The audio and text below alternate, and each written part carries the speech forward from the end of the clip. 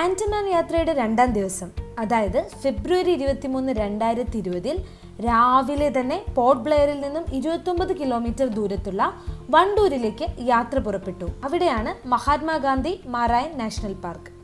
ആൻഡമാനിൽ എത്തുന്ന അധികമാരും പോവാത്ത സ്ഥലമാണ് ഇവിടം. ആൻഡമാനിലെ സുഹൃത്തും ബയോളജിസ്റ്റുമായ രാജൻ സാറാണ് ഈ സ്ഥലം എന്തായാലും ഉൾപ്പെടുത്തണമെന്ന് പറഞ്ഞത്.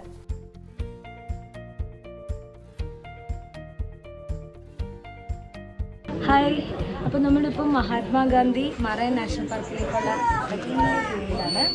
അപ്പം ഇത് വാണ്ടൂർ എന്ന് പറഞ്ഞൊരു സ്ഥലത്താണ് മഹാത്മാഗാന്ധി മറൈൻ നാഷണൽ പാർക്ക്. അപ്പോൾ ഗവൺമെൻറ്റിൻ്റെ ആയതുകൊണ്ട് പെർമിറ്റ് എടുത്തിട്ട് വേണം ഇതിൻ്റെ അകത്തേക്ക് കയറാനായിട്ട്.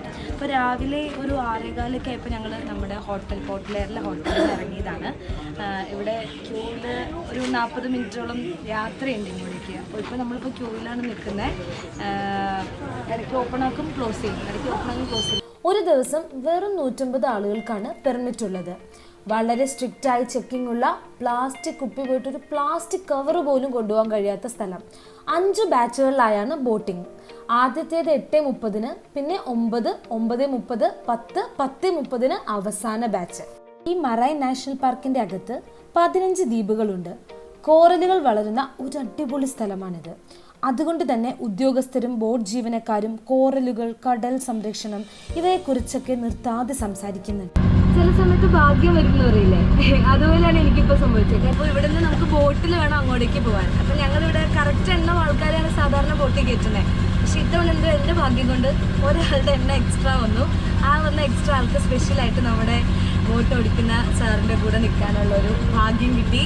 അങ്ങനെ ഞാനിപ്പോൾ ഏറ്റവും മുകളിൽ, ബോട്ടിൻ്റെ മുകളിൽ നമുക്ക് കാണാൻ പറ്റും സാറിൻ്റെ കൂടെയാണ്. ഇപ്പോൾ നമുക്ക് ബോട്ടിൻ്റെ മുകളിൽ നിന്നുള്ള അധികം ആർക്കും കാണാൻ പറ്റാത്ത കുറേ കാഴ്ചകളാണ് കാണാൻ പോകുന്നത്. വെറും 2 ദ്വീപുകളിലേക്ക് മാത്രമേ പെർമിഷൻ ഉള്ളൂ. ജോളി ബോയ് ഐലൻഡും റെഡ് സ്കിൻ ഐലൻഡും. അതും 6 മാസക്കാലം ജോളി ബോയ് തുറക്കുമ്പോൾ റെഡ് സ്കിൻ അടയ്ക്കും, പിന്നെ റെഡ് സ്കിൻ തുറക്കും, അപ്പോൾ ജോളി ബോയ് അടയ്ക്കും.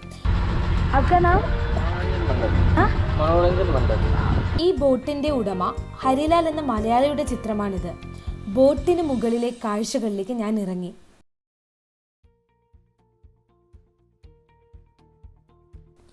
ഇവരാണ് ബോട്ട് ക്രൂ. എല്ലാവരും കോറലുകളെ കുറിച്ച് നല്ല ആഴത്തിലുള്ള അറിവുണ്ട്.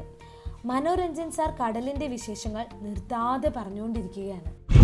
कोरल्स का डेथ होने का बहुत बड़ा रीज़न है ये जैसा है। देखिए, आपको आज प्लास्टिक पॉलीथीन वहाँ से अलाउ नहीं है। एक छोटा सा एक प्लास्टिक पॉलीथीन का वजह से कोरल डेथ हो सकता है। कोई कोरल्स के ऊपर कोई पॉलीथीन चिपक जाएगा तो गोटा कोरल्स मर जाएंगे, क्योंकि इनका सनलाइट क्रॉस हो जाता है, बंद हो जाता है, तो धीरे धीरे डेथ हो जाता है। और इनका 10 ईयर्स में 1 इंच सिर्फ ग्रोथ करता है। अगर स्टिक किसके लिए? आपके लिए है।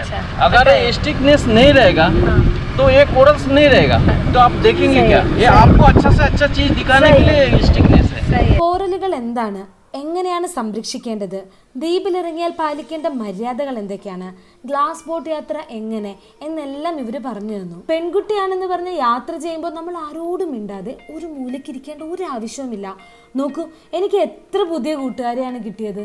സുനാമിക്ക് മുൻപ് സ്കൂബയും സ്നോർക്കലിങ്ങും ഇവിടെ ഉണ്ടായിരുന്നു. ഇപ്പോൾ ഇത് രണ്ടും നിർത്തി. 10 പേരുടെ ഗ്രൂപ്പായി ഗ്ലാസ് ബോട്ടിലൂടെ കോറലുകളെ അടുത്ത് കാണാം. ട്രയൽ കാഴ്ച നമ്മുടെ ടിക്കറ്റിൽ ഇൻക്ലൂഡഡ് ആണ്. പക്ഷെ അരമണിക്കൂർ നീണ്ടു നിൽക്കുന്ന യാത്രയ്ക്ക് പോകാനാണെങ്കിൽ 1000 രൂപയാണ് ടിക്കറ്റ് ചാർജ്. ये वाली माउंटेन कोरल है और वो कैक्टस के शेप में ब्राउन दिख रही है ना, वो डिजिटेड कोरल है। और ये येलो टेल में छोटे छोटे फिश दिख रहे हैं ना, वो सारी कोरल रीफ फिशेस है, वो कोरल के पास में ही रहेगी सर। ഗ്ലാസ് ബോട്ടിലെ മാഗ്നിഫയിങ് ഗ്ലാസ്സിലൂടെ പവിഴപ്പുറ്റുകളെ അടുത്ത് കാണാം. സ്കൂബ ചെയ്യാൻ കഴിയുന്നവർക്ക് ഗ്ലാസ് ബോട്ട് യാത്ര മാറ്റിവെച്ചാൽ ബഡ്ജറ്റ് കുറച്ച് ലാഭിക്കാം. ഇനിയിപ്പോൾ അടുത്ത വീഡിയോയിൽ ജോളി ബോയ് ഐലൻഡിലെ വിശേഷങ്ങൾ കാണാം.